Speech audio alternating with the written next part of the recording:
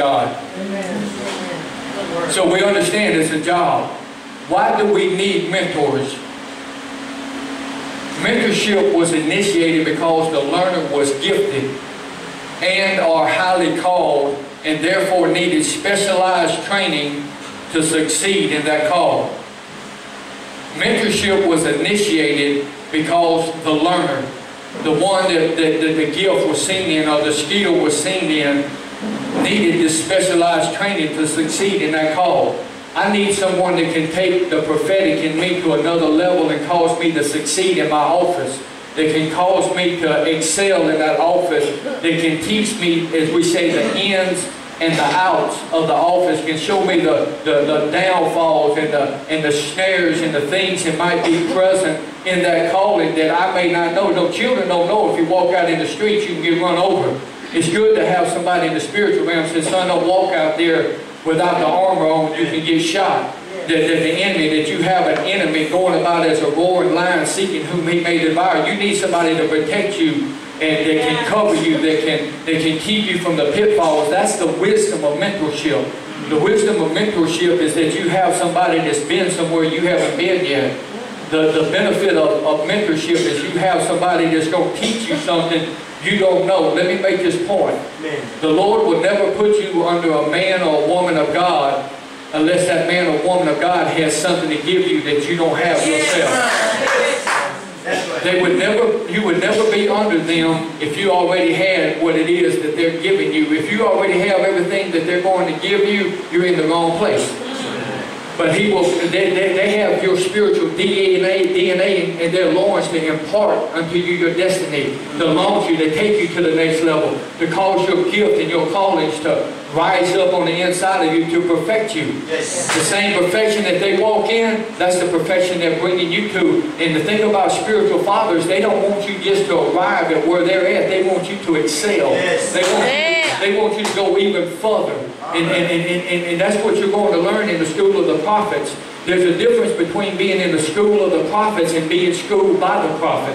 Yes. You can be in the school of the prophets and get the academics. You can learn here. But when you get under mentorship of the prophet, then you can begin to be schooled by the prophet. And everything that you learn in the school, he will take what you learned and begin to apply it to your life and teach you how it actually works. Yes. When I went to the fire academy, they took us, I was a firefighter, they took us to the academy.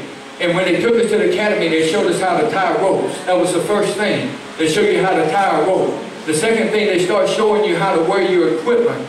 They show you what firefighters do, how to tow the ladder the right way. They show you how to fight fire the right way, the right stream to use, and everything you need to know about the fundamentals of being a firefighter. But before you leave the fire academy, they tell you everything that you learned here, it'll be different in actual life.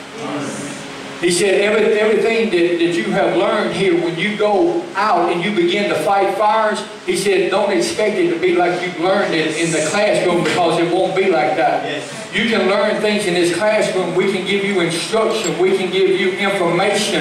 And we can release things to you that will give you knowledge. But you need someone that's been in the field that can give you an understanding of the knowledge that we give you here, and also the wisdom of the years that they have had operating in that place. They can take that knowledge and show you how to use it wisely. Amen. So mentorship was initiated because the learner was gifted. I knew I could play baseball, I could throw a ball, but I needed somebody to teach me how to play the game. I needed to learn the rules. I needed to learn the etiquette and the protocol. I needed to learn to stay at my level. You know, you never see a little league ball player playing ball in the big leagues, in the professional leagues. So and I had to learn. Just because I learned where the strike zone was didn't make me a pitcher.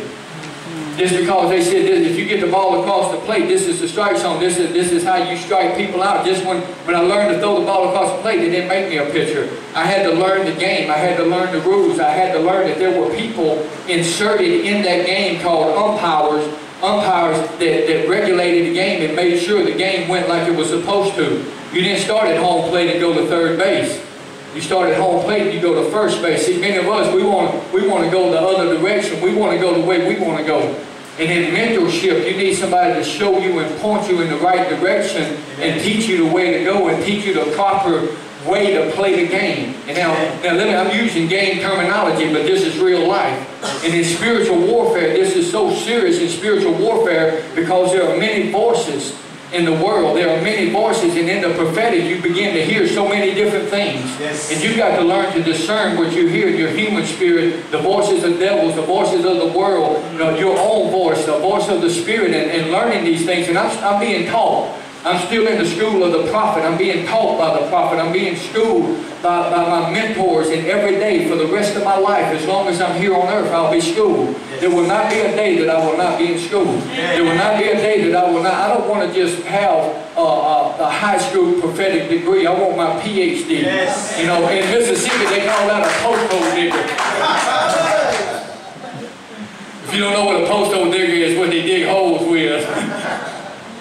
The assignment of being a mentor was given to well-informed representatives of the specialized class or field to which the learner was called, and were identified by their skill and know-how in their occupation. The assignment of being a mentor, or the one who would be teaching the learner, was given to a well-informed representative of the specialized class or field to which the learner was called, and were identified by their skill and know-how in their occupation. When you talk about field, you can use the field of a doctor. The doctor field is wide, but you have specialized fields or classes within that field of being a doctor. You have OBGYN, you have foot doctors, throat doctors, eye doctors, heart doctors, brain doctors. You know, you have all types of classes that they're specialized in that field. And in the field of being a prophet, you want someone that is specialized in the field of a prophet in that class that can teach you. You don't need the plumber to teach you how to change the spark plugs. Amen. You want somebody that can give you the revelation that you need in that specific field. So the assignment of being a mentor was given to a well-informed representative that did not entrust this to anybody. Nobody, it's not something just to be handed to anybody or to hand you to anybody. You want to be in the right hands. You want to be in under the tutorage or the submission of someone that can teach you, that is specialized in their class, is specialized in that field of the prophetic. Everybody can't mentor you. Not just anyone would dare to undertake the task of calling themselves mentors or enrolling students. We don't want to come here to the school of the prophets and just undertake a task of enrolling students and having a class just to say that there is a school of the prophets in Samoa. This school is here by divine appointment. Amen. It's here by mandate from God, because there was a man of God that had the vision of this school, that God has planted this school to raise up the prophetic, to raise up prophets, to raise up the apostolic. And in that dimension of the islands of Fiji, the islands of Samoa, the islands of Fiji, Australia and Tonga, and throughout the South Pacific, you're going to see the prophetic increase. Amen. You're going to see an increase because God is beginning to plant, and God is beginning to train, and God is beginning to instruct. And God is raising up men and women of God with His heart, and gifts are being identified. And throughout this class and throughout this week, God is going, as the apostle said, God is going to identify gifts in you. God is going to speak and impart things into your life, and you're going to have gifts unwrapped in you, and things that you didn't see or could not see that will be seen by the prophets. The Lord will speak to you specifically concerning those gifts. Everybody's not called to be a prophet, and can I say it's not something that everybody should want to be. Amen. It's not something that everybody should want to be. The prophet said you die 1,000 deaths. It's a daily dying. It's a daily being humbled. It's a daily being attacked and things. But it's got to be that God has called you to be that. Amen. Mentors were highly respected as experienced and learned professionals in their field. They were experts. And I already touched on this. They were highly experienced in their field. They could bring things out of you. One thing that a mentor will do, he will bring out of you what you don't even know is already in you.